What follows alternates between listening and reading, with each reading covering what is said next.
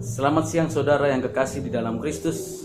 Pada siang hari ini kita akan membahas tentang covenant, predestinasi dan kesatuan dengan Kristus, dikaitkan dengan doktrin keselamatan.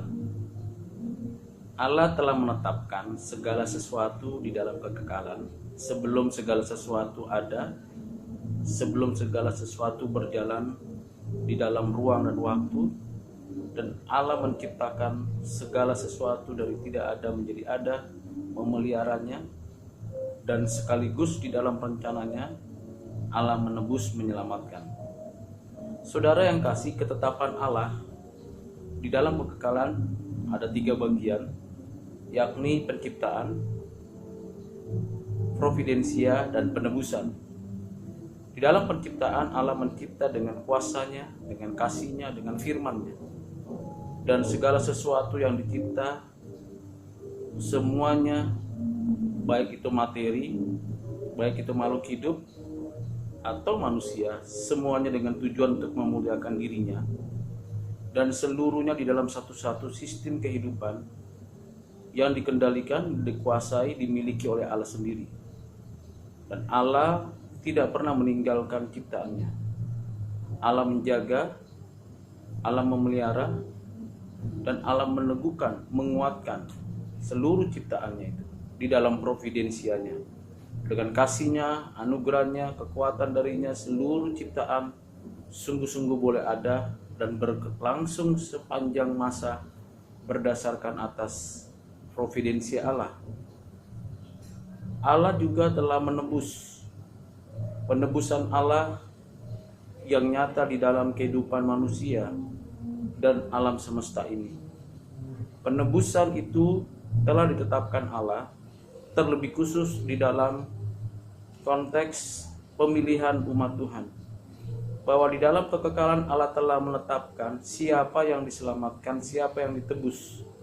Dan di dalam ketetapan tersebut Allah juga telah menetapkan siapa yang menebus itu adalah pribadi Sang Anak Yesus Kristus, Tuhan dan Juru Selamat kita. Kalau ada yang ditetapkan untuk ditebus, maka ada yang ditetapkan untuk binasa. Dan seluruh rahasia ini ada di dalam tangan Tuhan, di dalam rencana Tuhan, di mana manusia menerima pemahaman pemikiran ini dari seluruh kebenaran Alkitab. Dan hanya melalui Yesus Kristus, Anaknya yang tunggal, dengan jalan inkarnasi, menjadi manusia, menderita, menyatakan berita kerajaan Allah, dan mati di atas kayu salib untuk menanggung segala dosa, dan berlaku efektif keselamatan yang dinyatakannya bagi orang pilihan. Dan dia bangkit dari antara kematian, menyatakan diri selama 40 hari, bangkit dari antara orang mati, dan memberikan pernyataan tentang kerajaan Allah kepada murid-muridnya, naik ke surga, dan mempersiapkan segala sesuatu sebagai imam besar, raja di atas segala raja yang berotoritas di langit dan bumi, dan dia kelak akan datang kembali. Ini sang penebus di dalam ketetapan Allah yang menyelamatkan, menebus manusia secara individu, yaitu umat-umat pilihan Tuhan dan keseluruhan alam semesta. Saudara yang kasih dalam Kristus, dalam konteks penetapan inilah covenant anugerah Allah dinyatakan melalui anugerah umum dan anugerah khusus. Covenant itu dinyatakan melalui anugerah umum yang direpresentasikan melalui covenant kerja dan covenant natural, dan anugerah khusus yang direpresentasikan melalui covenant pilihan, covenant hukum, dan covenant kerajaan.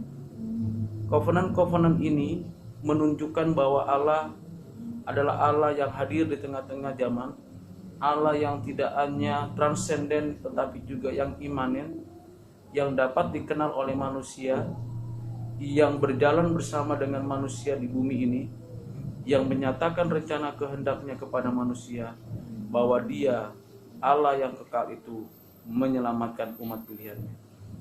Di dalam keseluruhan covenant tersebut, kita mengetahui bahwa anugerah umum yang dianugerahkan Tuhan kepada seluruh umat manusia melalui alam, sejarah, dan manusia sesungguhnya merupakan sebuah bentuk cinta kasih Tuhan, pertolongan Tuhan, kekuasaan Tuhan untuk manusia bisa menikmati hidup di muka bumi ini sekalipun sudah jatuh dalam dosa, memberontak kepada Allah.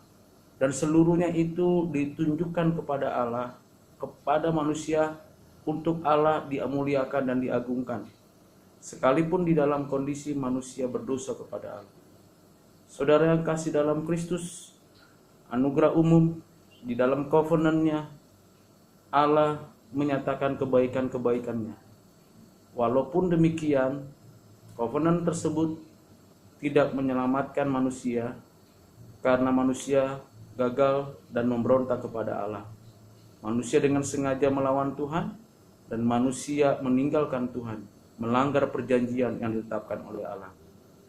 Sedangkan melalui covenant khusus penebusan yang dinyatakan Allah melalui anugerah khusus, ini dinyatakan melalui representasi Abraham, Musa, dan Daud, di mana orang-orang pilihan dipanggil dari kegelapan masuk ke dalam terangnya yang ajaib, masuk ke dalam rencana keselamatannya berdasarkan karya Roh Kudus di dalam hatinya untuk memuliakan Allah. Dan setiap orang yang ada di dalam kebenaran Tuhan, menjalankan kebenaran Tuhan, hukum-hukum Tuhan yang sudah diwahyukan melalui Nabi Musa dan seluruh nabi-nabi, dan disatukan di dalam kasih kepada Allah dan kepada sesama, di dalam kehidupan sebagai orang-orang perjanjian yang mentaati hukum, di dalam satu kesatuan covenant, yaitu covenant kerajaan, di mana Yesus Kristus Raja di atas segala raja, yang menjadi kepala daripada covenant.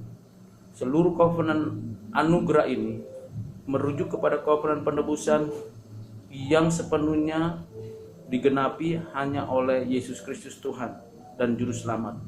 Melalui tubuhnya, melalui darahnya yang mengalir, seluruh covenant itu sempurna dilakukan oleh Tuhan Yesus. Baik covenant kerja, covenant alamiah, covenant pilihan, covenant hukum, maupun covenant kerajaan. Seluruhnya itu dilakukan berdasarkan anugerah Tuhan, berdasarkan kebaikan Tuhan yang sudah Tuhan tetapkan di dalam kekekalan. Siapakah orang-orang yang masuk ke dalam covenant perjanjian kekekalan ini? Adalah umat Tuhan yang ditetapkan oleh Tuhan. Berdasarkan segala ketetapan Tuhan ini, setiap orang akan dipanggil di dalam masa hidupnya untuk kembali kepada Tuhan. Siapakah orang-orang tersebut? Di dalam Alkitab jelas kita melihat mereka adalah secara pribadi dipanggil di dalam komunitas-komunitas mereka masing-masing untuk kembali kepada Tuhan berdasarkan anugerah, berdasarkan inisiatif, berdasarkan rencana kehendak Tuhan. Kita tahu bahwa manusia tak mungkin mau dan tidak mungkin mampu untuk datang kepada Tuhan dengan inisiatifnya, dengan keberadaannya sendiri, karena sudah berdosa, sudah memberontak kepada Allah. Tetapi karena anugerah Tuhan, inisiatif dari Tuhan, dan kemurahan hati Tuhan, maka setiap orang yang bisa datang kepada Tuhan, bisa menyembah Tuhan kembali, bersekutu dengan Tuhan, itu sepenuhnya karena anugerah Tuhan yang mendahului respon setiap manusia. Saudara yang kasih dalam Kristus, kita tidak bisa menilai, menghakimi, bahkan menghukum seseorang dengan kata-kata bahwa orang ini bukan orang pilihan, orang itu orang pilihan. Mengapa demikian? Karena masih ada waktu, selagi kita masih melihat ada kesempatan, kita terus bertanggung jawab memberitakan Injil, menyatakan kebaikan Tuhan, menyatakan kemurahan Tuhan kepada setiap orang, siapapun dia, dalam keadaan bagaimanapun dia, baik jahat maupun dalam keadaan baik, dalam keadaan bermoral maupun immoral, dalam pendidikan yang rendah maupun tinggi, dalam status sosial ekonomi yang rendah maupun tinggi, seluruhnya membutuhkan keselamatan dari Tuhan. Dan kita memberitakan Injil Yesus Kristus dengan penuh tanggung jawab melalui profesi, melalui apa yang kita terima dari Tuhan, dan itu menjadi dorongan untuk kita mengerjakannya. Dan ini yang menuntun kita untuk terus bekerja di dalam kerajaan Allah sebagai warga kerajaan Allah, dan Roh Kuduslah yang memampukan kita menjelaskan seluruhnya di dalam keutuhan untuk setiap orang mendengar berita Injil. Dan siapa yang meresponi itu semua karena anugerah Tuhan dari berita Injil tersebut. Dan kita tahu apa saja yang dikerjakan oleh orang-orang yang dipanggil Tuhan untuk mengerjakannya sepenuhnya dipimpin oleh Roh Kudus. Itu sebabnya kita tidak punya hak dan tidak punya kapasitas untuk menilai, menghakimi, menjudge seseorang apakah dia orang pilihan atau bukan orang pilihan. Tugas kita adalah memberitakan Injil, kemudian menyatakan itu, memaparkan seluruh kebenaran Alkitab secara utuh, secara komprehensif, sehingga kita tahu pada akhirnya nanti kelak setiap orang akan dihakimi menurut perbuatannya, dan iman yang ditujukan, difokuskan kepada Yesus Kristuslah yang menyelamatkan sepenuhnya karena anugerah Tuhan. Jadi predestinasi kita bukan untuk menghakimi, tetapi untuk membentuk keyakinan kita supaya kita hidup di dalam kebenaran-kebenaran Tuhan. Saudara yang kasih dalam Kristus, setiap orang yang memiliki satu pemahaman tentang keyakinan bahwa dia dipilih Tuhan, dia meyakini bahwa dia diselamatkan dan sekali selamat tidak akan batal. Dia mendapatkan satu kekuatan, dorongan bahwa dia beroleh keselamatan karena anugerah Tuhan, dan keselamatannya tidak pernah hilang karena Tuhan yang menopang, Tuhan yang menjamin, Tuhan yang menjaga. Bagian hal yang penting lagi, bagaimana kita bisa mengetahui dan menyadari bahwa kita adalah umat pilihan Tuhan. Kita disatukan oleh Roh Kudus untuk mengalami dan menikmati seluruh karya keselamatan yang dikerjakan oleh Yesus Kristus di atas kayu salib. Kita disatukan di dalam kematiannya, di dalam kebangkitannya. Ketika Kristus dimatikan di atas kayu salib, menyerahkan nyawanya, pada saat yang sama kita juga sama-sama turut dipakukan, dosa-dosa kita dipakukan. Dan ketika Kristus bangkit dari antara orang mati mengalahkan maut, maka kita pun dibangkitkan sehingga kita memiliki hidup baru seperti Kristus adanya.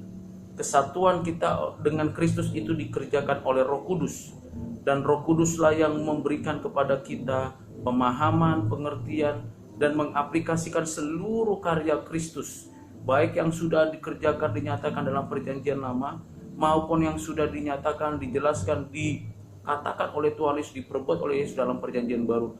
Dan setiap orang yang percaya kepada Tuhan Yesus sepanjang zaman, di segala tempat, disatukan di dalam Kristus, dengan Kristus, untuk berpusat kepada Kristus oleh Roh Kudus. Doa, konsep, prinsip ini disampaikan oleh Kristus di dalam Yohanes pasal 17, bicara tentang kesatuan dengan Kristus di dalam satu kesatuan konsep tentang kesatuan Bapa, Anak, Roh Kudus, dan sepenuhnya itu bagi kemuliaan Tuhan. Demikian juga kesatuan dengan Kristus itu sudah dibicarakan di dalam Yohanes pasal 15 ayat 1 sampai dengan 8. Saudara yang kasih dalam Kristus, seluruh pemikiran tadi, covenant, predestinasi, dan kesatuan yang Kristus dikaitkan dengan keselamatan yang disediakan oleh Tuhan kepada kita orang-orang percaya. Dan kita meyakini keselamatan itu adalah bagian yang penting yang dapat diterima oleh kita berdasarkan kemurahan hati Tuhan. Kiranya Tuhan memberkati saudara dan memahami semua prinsip konsep ini bagi kemuliaan Tuhan. Amin.